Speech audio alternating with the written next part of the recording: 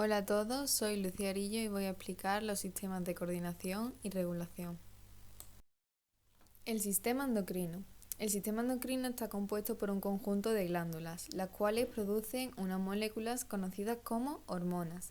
Estas tienen como función principal ser mensajeros químicos, que van en sangre en pequeña cantidad y que producen en los órganos y células diana acciones específicas que están mediadas por complejos mecanismos moleculares.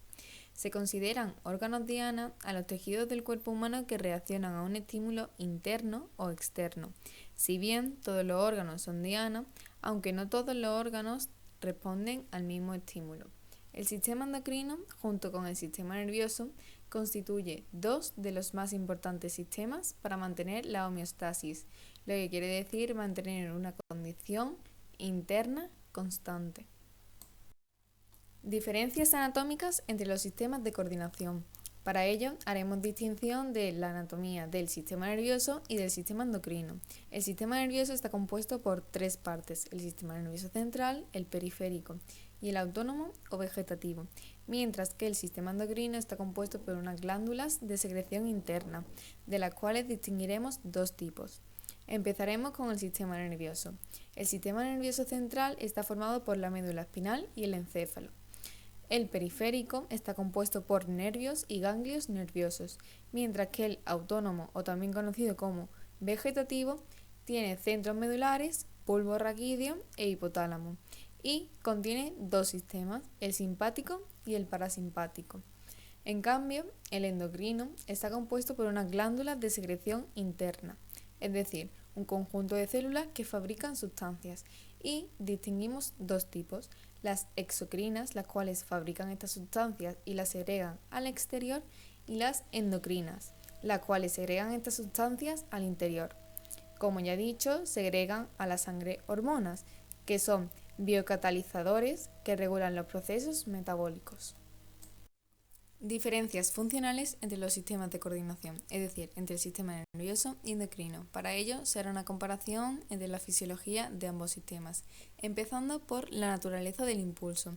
En el sistema nervioso es eléctrico, mientras que en el endocrino es químico. El modo de transmisión de este impulso en el sistema nervioso es físico y químico, mientras que en el endocrino es exclusivamente químico. Las vías de transmisión de este impulso en el nervioso evidentemente serán los nervios y en el endocrino será la sangre, como hemos comentado anteriormente, a través de las hormonas. La forma de transmisión de este impulso será en el sistema nervioso discontinua y en el endocrino continua, y la velocidad de transmisión será en el nervioso rápida y endocrino lenta. La dirección del impulso será específica directamente al músculo en el caso del sistema nervioso y a todo el organismo en el sistema endocrino. El tipo de respuesta en el sistema nervioso será corta y rápida a la vez que motora, y en el endocrino será lenta y mantenida a la vez que metabólica. Y los procesos regulados del sistema nervioso serán a corto plazo a través del movimiento, mientras que en el endocrino será a largo plazo a través del crecimiento. Glándulas. Las glándulas son cúmulos de células que fabrican hormonas que secretan a la sangre. Estas hormonas se comportan como mensajeros químicos regulando las funciones del organismo. Y como hemos comentado anteriormente, hay dos tipos: las exocrinas y las endocrinas. Las exocrinas vierten su secreción al exterior a través de enzimas o excreciones metabólicas, mientras que las endocrinas vierten su producto, es decir, las hormonas, a los vasos sanguíneos. En la imagen podemos observar y se ve claramente la diferencia entre ambas. En la imagen izquierda, las exocrinas, se ve cómo la sustancia que segregan estas glándulas es expulsada al exterior, mientras que en la imagen de la derecha tenemos las endocrinas y claramente se puede apreciar cómo la sustancia segregada por las glándulas pasa directamente a los vasos sanguíneos. Hormonas, biocatalizadores segregados por las glándulas endocrinas, las cuales hemos comentado anteriormente, y segregan las sustancias al interior, es decir, estas sustancias son vertidas a la sangre y por tanto transportadas por el aparato circulatorio hasta el órgano blanco o diana. los cuales son estructuras sensibles ante esta determinada hormona. En estos órganos existen receptores a los que se une la hormona para regular procesos metabólicos. En la imagen de abajo podemos ver cómo la parte roja es la unión de la hormona proteica al receptor de la membrana. Esta unión consume ATP y forma por tanto AMP cíclico. La enzima inactiva pasa a ser enzima activada y por tanto producir cambios inducidos por la hormona en la célula blanco de esta misma. Mientras tanto, en la imagen de arriba podemos ver cómo la célula endocrina segrega las hormonas, las cuales pasan al torrente sanguíneo y las guían hacia la célula blanco. Estas hormonas se unen a los receptores para entrar en la célula y así producir los cambios inducidos por estas mismas para regular los procesos metabólicos. Control hormonal. Puede estar regulado por el sistema nervioso o por el sistema endocrino, aunque también puede estar regulado por ambos sistemas a la vez a través de un mecanismo de retroalimentación negativa, el cual consiste en que la glándula tiende a sobresecretar hormonas, es decir, secretar de más, y por tanto ejerce cada vez más su efecto sobre el órgano, el cual realiza por tanto cada vez más su acción. Cuando la función es excesiva, un factor retro alimenta a la glándula inhibiéndola y por tanto disminuye la secreción, manteniendo así una actividad adecuada del órgano diana. En el diagrama de la izquierda podemos apreciar tres órganos principales: el hipotálamo, la hipófisis y la corteza suprarrenal. También podemos diferenciar varias hormonas secretadas, como sería el ACTH, la angiotensina y la aldosterona. También podemos ver cómo la corteza suprarrenal, a través del cortisol, realiza la retroalimentación negativa al hipotálamo y la hipófisis. En este caso, el cortisol sería el factor retro que alimenta a la glándula inhibiéndola. Y seguimos hablando sobre el control hormonal. El aumento en sangre de una hormona es detectado por el hipotálamo, que produce la disminución del factor liberador o el aumento del factor inhibidor. Depende del caso.